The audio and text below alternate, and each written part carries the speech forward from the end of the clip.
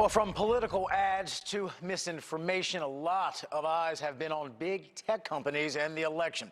Well, lawmakers wanted to hear from social media CEOs before the election. They did, and then today, those CEOs were back again. Facebook CEO Mark Zuckerberg and Twitter CEO Jack Dorsey testified virtually before the Senate Judiciary Committee, saying that they are confident in the plans that they have in place. NewsNation correspondent Joe Khalil is live in D.C. tonight with the story. Joe. Marty, Republicans and Democrats today don't agree on a lot, but what they can agree on is they all have grievances with big tech, with Twitter and Facebook.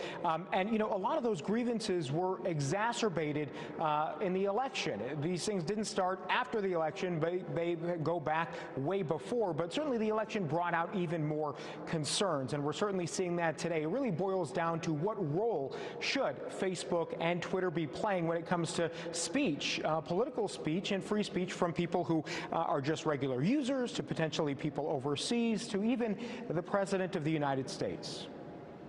In a rare moment of partisan agreement, Democrats and Republicans both say social media companies have wielded their power irresponsibly. Your platforms are taking a very distinctively partisan approach, and not a neutral one, to election-related content moderation. Your platforms have embraced, abused, and weaponized child predators, violent white supremacists, and human traffickers. Senator Richard Blumenthal laid out Democrats' most pressing big tech concerns. He says platforms like Facebook not only allow but encourage groups prone to violence to connect and organize. You set back civil rights protections for Muslim Americans who live in fear of armed militias organized by private online groups. Democrats also argue social media outlets haven't done enough to limit the spread of misinformation. Senator Dianne Feinstein used some of President Trump's tweets, that Twitter labeled disputed, as an example. Do you believe that label goes